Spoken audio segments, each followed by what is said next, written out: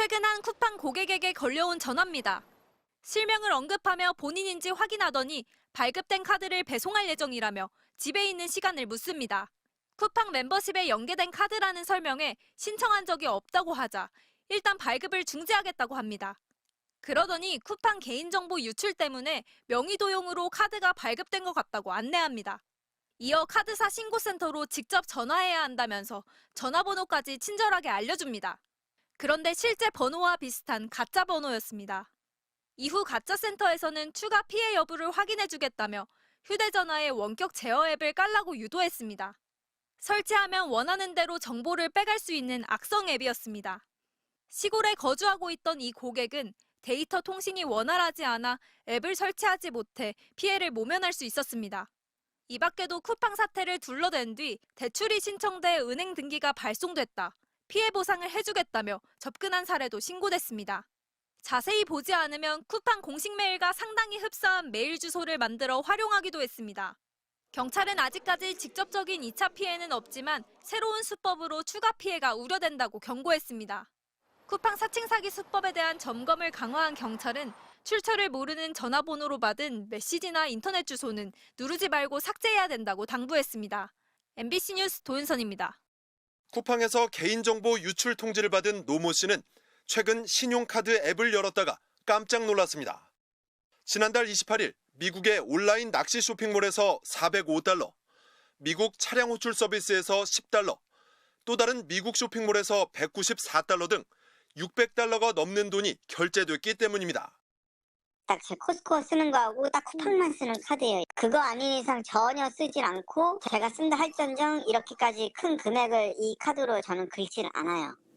유출된 3,770만 명 고객 정보 가운데 신용카드 결제 정보는 없다는 게 쿠팡의 주장이지만 인터넷에는 쿠팡 사태 후 수상한 로그인 시도를 경험했다는 글이 잇따르고 있습니다. 비슷한 보안 사고도 이어지고 있습니다. 해킹으로 611만 명 개인정보가 빠져나간 게임업체 넷마블은 최근 8,000건의 추가 유출이 확인됐고 온라인 쇼핑몰 G마켓에서는 자기도 모르게 상품권이 최대 20만 원 무단 결제된 피해자가 73명까지 늘었습니다. 전문가들은 피해가 우려된다면 각 계정 비밀번호부터 다르게 바꾸라고 조언합니다. 해외 신용카드 결제나 휴대전화 소액 결제는 사용하지 않는 경우 차단할 필요가 있습니다. 모르는 번호로 걸려오는 수상한 전화도 받지 말아야 합니다.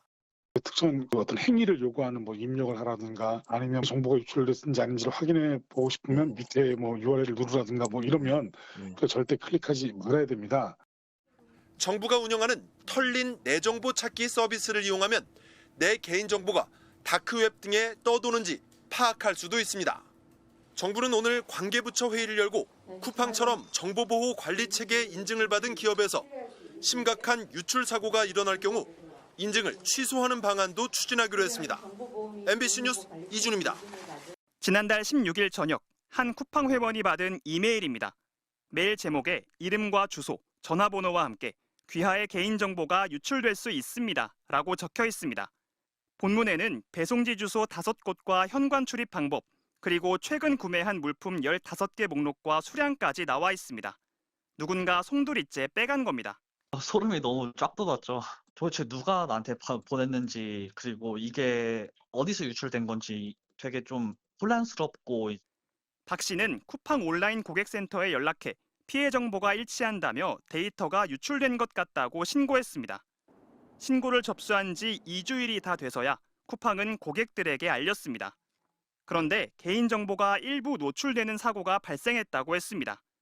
이용자들은 법적 처벌 대상인 유출이란 표현을 피하는 데만 급급한 행태라며 분통을 터뜨렸습니다. 명백하게 개인정보 유출인데 그렇게 표현한 거가 좀 화가 나더라고요. 그럼. 당초 4,500명이라던 피해자 규모가 3천만 명 이상으로 늘어났는데도 쿠팡은 유출 정보나 대응 방법 등을 제대로 설명하지도 않았습니다. 부실한 사과문마저 홈페이지에 이틀만 게시한 뒤 곧장 구석으로 내렸습니다. 개인정보보호위원회가 나서 노출을 유출로 바꾸고 정확한 유출 범위 등을 다시 공지하라고 요구했습니다. 나흘이 지난 오늘 쿠팡은 정부가 요청한 것이라며 정보 유출 사고에 관해 재안내드립니다 라는 제목의 사과문을 올렸습니다. MBC 뉴스 이승현입니다.